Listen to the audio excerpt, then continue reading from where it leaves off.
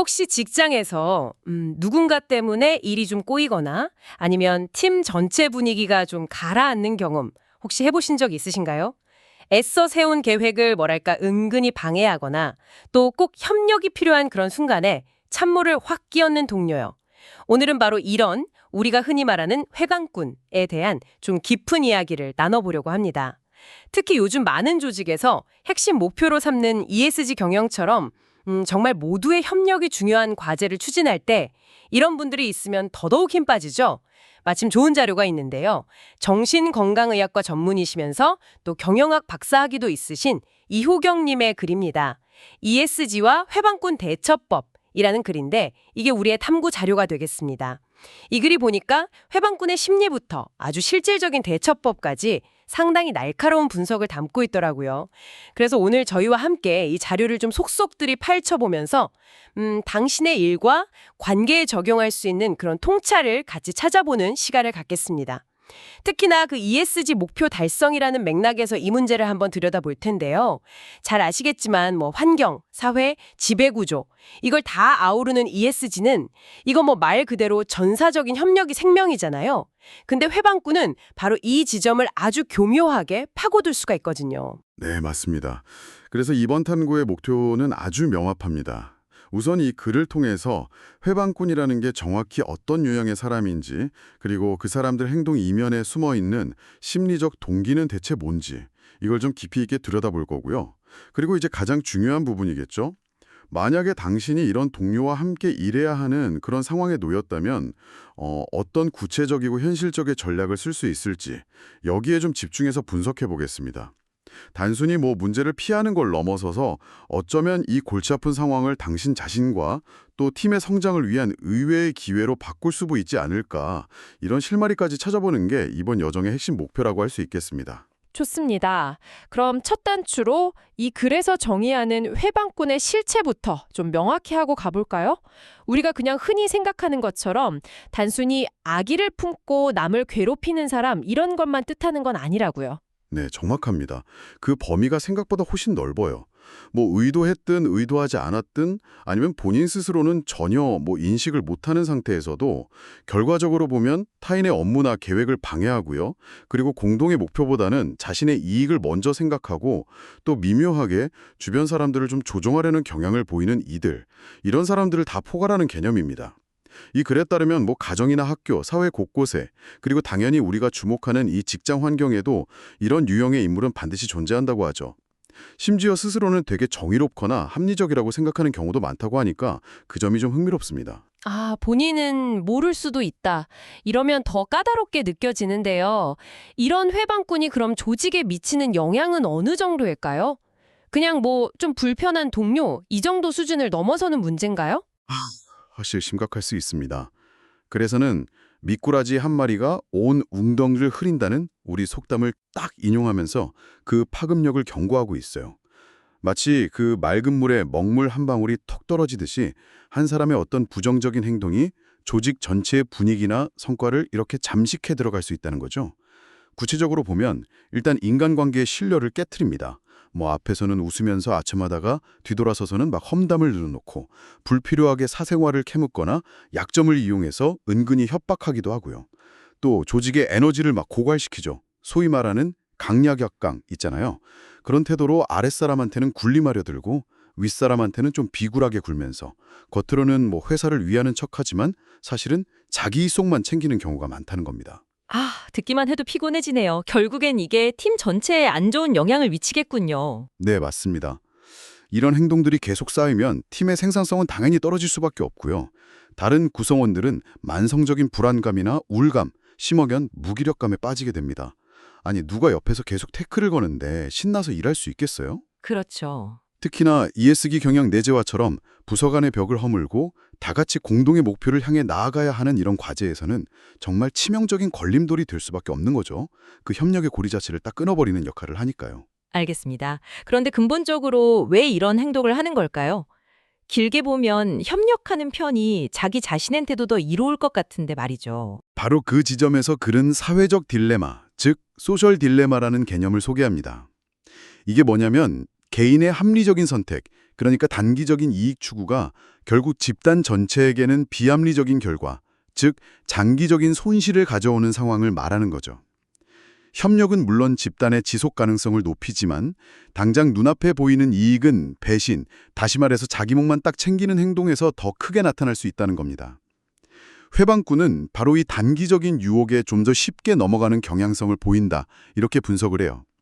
특히 관계가 일회적이거나 단기적이라고 생각될 때, 혹은 자신의 이기적인 행동이 발각되거나 처벌받을 가능성이 낮다고 판단될 때 이런 배신 전략을 선택하기가 더 쉽다는 거죠. 아, 개인의 단기적 이익과 집단의 장기적 이익 사이의 갈등이군요.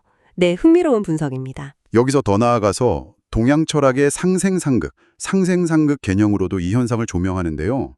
모든 관계와 시스템은 서로 돕고 살리는 상생의 기운과 서로 견제하고 극복하는 상극의 기운이 조화를 이룰 때 건강하게 발전한다. 이런 관점이죠. 이 틀에서 보면 협력적인 동료는 주로 생의 역할을 하고 회방꾼은 극의 역할을 수행한다고 볼 수 있다는 겁니다. 근데 여기서 중요한 건 생은 좋고 극은 나쁘다. 이런 이분법적인 사고가 아니라는 거예요. 아, 그런 게 아니군요. 네, 오히려 이 둘의 균형이 핵심이라는 통찰이죠. 그리고 상황에 따라서 유연하게 대처하는 지혜. 예를 들어서 극의 기운이 너무 강해서 관계를 파괴하려고 하면 적절히 제어하고, 반대로 너무 약해서 무기력하면 도와서 힘을 실어주는 식으로 이런 균형 잡힌 접근이 필요하다는 점을 시사합니다. 와, 상생상극 관점이라 문제를 보는 시야가 확 넓어지는 느낌인데요. 자, 그럼 이제 본격적으로 이런 회방꾼 동료와 딱 마주했을 때 우리가 취할 수 있는 구체적인 대응 전략으로 넘어가 보죠. 이우경 박사의 글이 제시하는 3가지 핵심 전략. 하나씩 좀 깊이 파고들어 볼까요? 네, 좋습니다. 첫 번째 전략부터가 이게 상당히 의외일 수 있습니다. 바로 이해하기입니다. 잠깐만요. 이해하기요? 회방꾼을요? 그 사람들의 행동 때문에 지금 힘든 상황인데 이해부터 허라니. 아, 혹시 그들의 행동을 정당화하거나 그냥 받아들이라는 그런 의미는 아니겠죠. 이게 좀 위험하게 들릴 수도 있을 것 같은데요. 예를 들어서 해를 끼치는 사람을 이해하려고 막 애쓰는 모습이 자칫하면 그 행동을 용인하는 것처럼 보이거나 심지어 우리 스스로를 좀 약하게 보이게 만들 위험은 없을까요? 아주 중요한 지적이십니다. 여기서 말하는 이해는 절대 동의나 용납 이런 걸 의미하는 게 아닙니다. 오히려 그 반대에 가깝다고 봐야죠. 그들의 행동 패턴이나 그 이면에 깔린 동기, 이걸 파악함으로써 감정적으로 확 대응하는 대신에 전략적인 대응을 가능하게 하자, 이런 취지입니다. 그래서는 몇 가지 가능성을 제시하는데요. 혹시 과거에 승진이나 중요한 보직에서 계속 좌절했던 경험이 깊은 원망으로 남아있는 건 아닌지, 아니면 자신보다 젊거나 경력이 짧은 팀장 밑에서 일하는 것에 대한 어떤 자존심의 상처가 좀 삐뚤어진 방식으로 표현되는 건 아닌지, 혹은 매일 반복되는 단조로운 업무에 대한 불만이나 지루함이 그런 형태로 분출되는 것은 아닌지 등등 그들 나름의 사연이나 맥락을 한번 탐색해 보자는 겁니다. 아, 그런 맥락에서의 이해군요. 단순히 감정이입을 하라는 게 아니라 상황 분석에 가깝네요. 그럼 그렇게 배경을 이해하려고 노력하는 게 실제로 어떤 효용 가치가 있을까요? 할 수 있게 되면서 갑작스러운 공격이나 방해에 좀 덜 휘둘리고 좀 더 침착하게 대응할 수 있는 어떤 심리적인 공간을 확보하게 됩니다. 불확실성이 줄어드는 거죠. 둘째는 이게 좀 의외의 효과인데요. 그 사람이 어떤 인간적인 약점이나 배경을 알게 되면서 당신 마음속에 그 격렬한 분노나 미움이 조금은 누그러질 수가 있습니다. 그래서는 이걸 밉지만 않아도 성공이라고 표현하는데요. 결국 당신의 정신 건강을 지키는데 도움이 된다는 겁니다. 아하, 네네. 셋째, 그리고 이게 어쩌면 가장 중요할 수 있는데 그들의 모습을 객관적으로 관찰하면서 나는 저렇게 행동하지 말아야겠다 하는 교훈을 얻는 반면 교사의 기회, 즉 자기 성찰과 성장의 발판으로 삼을 수 있다는 겁니다. 솔직히 우리 안에도 상황에 따라서는 회방꾼 같은 모습이 조금씩은 나올 수 있으니까요. 즉 상대를 이해하려는 노력은 궁극적으로 당신 자신의 통제력과 평정심을 되찾기 위한 어떤 전략적인 행위다. 이렇게 볼 수 있는 거죠. 아, 상대를 이해하는 것이 오히려 나를 지키는 전략이 될 수 있다. 네, 흥미로운 관점입니다. 자, 첫 번째 전략, 이해하기였고요. 그렇다면 두 번째 전략은 뭔가요? 두 번째 전략은 기대 버리기입니다. 기대를 버려라. 이것도 참 역설적으로 들리네요. 보통은 긍정적인 기대를 해야 관계가 좀 좋아진다고 생각하기 쉬운데요. 그렇죠. 근데 이 전략의 핵심은 그 회방꾼에 대해서 섣부른 기대 자체를 아예 갖지 말라는 겁니다. 긍정적인 기대, 예를 들어서 시간이 지나면 나아지겠지, 내가 잘해주면 변할 거야, 뭐 이런 생각은 종종 더 큰 실망감이나 배신감으로 이어질 수가 있어요. 글의 표현을 빌리자면 좋아지려니 생각하다 뒷북 맞는다는 거죠. 하하, 네. 반대로 부정적인 기대, 그러니까 저 사람은 뭐 구제불능이야, 분명 또 사고 칠 거야, 이렇게 딱 낙인 찍는 것 역시 상황을 개선하기는커녕 상대방을 더욱 방어적으로 만들거나 당신과의 관계를 아예 돌이킬 수 없게 만드는 그런 자기 충족적 예언이 될 위험이 크다는 겁니다. 그래서 삼성 창업자 이병철 회장의 그 유명한 말 있잖아요. 의심나면 쓰지 말고 썼으면 의심하지 마라. 이걸 인용하면서 일단 같이 일하게 된 이상 섣부른 긍정적 기대도 또 파괴적인 부정적 기대도 모두 내려놓는 것이 현명하다, 이렇게 조언합니다. 기대를 버리라는 게 그럼 그냥 아무것도 하지 말고 약간 방치하라는 뜻은 아니겠죠? 이걸 어떤 식으로 적용해야 할까요? 그렇지는 않습니다. 기대 버리기는 포기가 아니라 오히려 현실적인 역할 설정을 위한 전제 조건에 가깝다고 봐야 합니다. 그래서는 구체적인 실천 방안으로 사람과 쪽박은 있는 대로 쓰인다는 옛말을 인용하면서 그 사람에게 맞는 역할을 찾아주는 노력을 제안해요.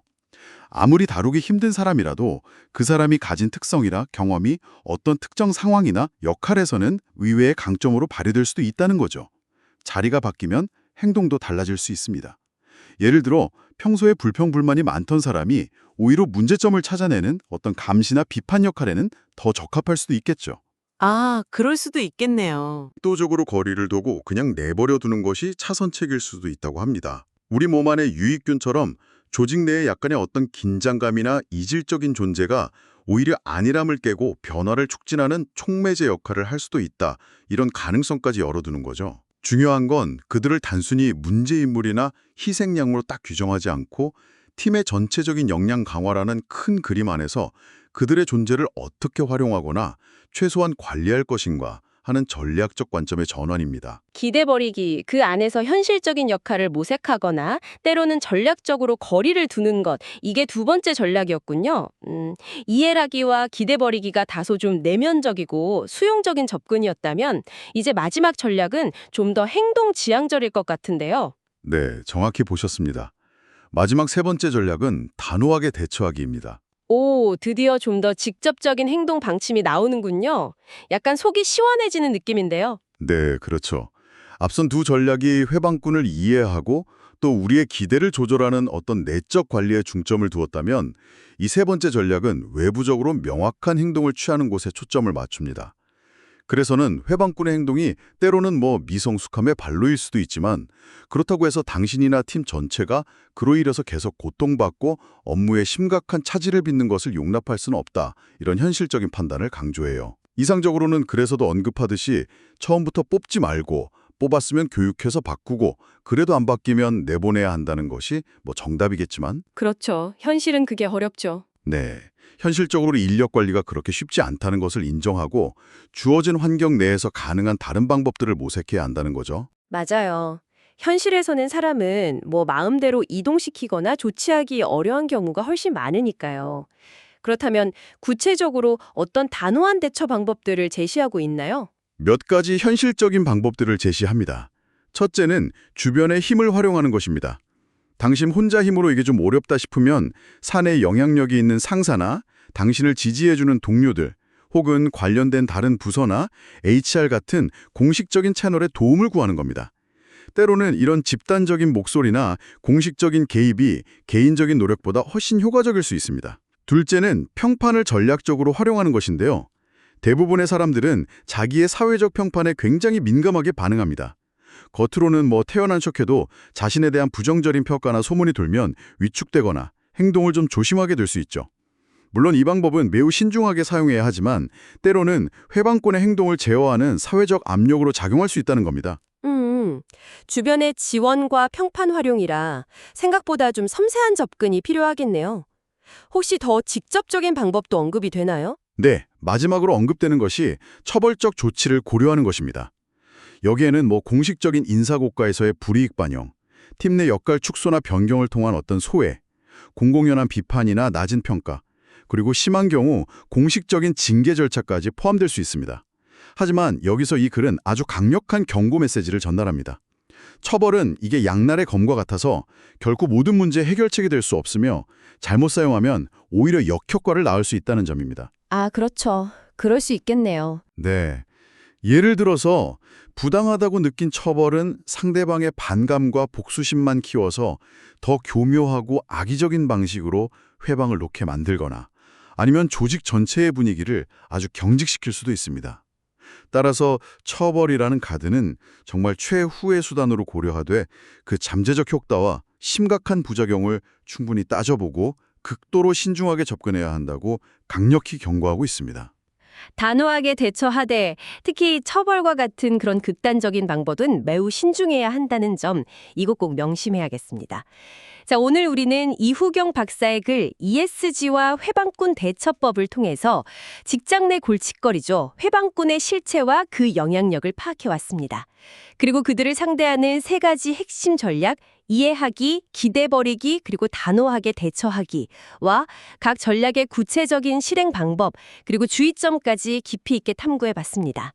오늘 나눈 이야기들이 혹시 지금 비슷한 어려움을 겪고 계신 당신에게 좀 실질적인 도움이 되고 상황을 헤쳐나갈 용기와 지혜를 주는 그런 계기가 되었기를 바랍니다. 네, 그렇습니다. 이 회방꾼 문제는 단순한 대인관계 스트레스를 넘어서서 팀의 사기와 생산성, 나아가서는 ESG 경영 목표 달성이라는 조직 전체의 과제에 직접적인 영향을 미치는 아주 중요한 사안입니다. 오늘 우리가 살펴본 전략들은 기본적으로 상대방에 대한 이해와 공감을 바탕으로 하되 그것이 좀 한계에 부딪혔을 때는 명확한 경계 설정과 단호한 조치가 필요하다는 그런 균형 잡힌 시각을 제시합니다. 어쩌면 이 어렵고 불편한 상황을 어떻게 슬기롭게 관리하고 극복해 나가느냐 하는 그 과정 자체가 당신의 리더십과 문제 해결 역량, 그리고 팀의 회복 탄력성을 증명하고 또 성장시키는 중요한 시험대이자 기회가 될 수도 있을 것입니다. 그리고 한 가지 더 생각해 볼 점이 있습니다. 오늘 탐구는 주로 이미 조직 내에 존재하는 회방꾼에 어떻게 대응할 것인가 여기에 좀 집중했잖아요. 하지만 여기서 시야를 조금 더 넓혀서 이런 질문을 던져보는 것은 어떨까 싶습니다. 애초에 회방꾼 같은 행동이 조직 내에서 발붙이기 어렵게 만들려면 혹은 그런 성향을 가진 사람이 들어오더라도 그 부정적 영향력을 최소화하려면 우리 조직의 문화, 채용 방식, 성과 평가 시스템, 소통 구조 등을 근본적으로 어떻게 설계하고 개선해 나가야 할까? 즉, 사후 대처를 넘어서 사전 예방과 건강한 조직 생태계 조성이라는 관점에서 이 문제를 고민해 보는 것. 이것이 당신에게 또 다른 차원의 깊은 성찰을 안겨줄 수 있을 거라고 생각합니다. 네. 문제의 근원을 찾아서 조직 시스템 차원에서 해법을 모색하는 것. 아, 정말 중요한 질문이네요. 오늘의 깊은 탐구는 여기서 마무리하겠습니다. 다음에 또 당신의 지적 갈증을 해소해드릴 흥미로운 자료와 통찰을 가지고 돌아오겠습니다.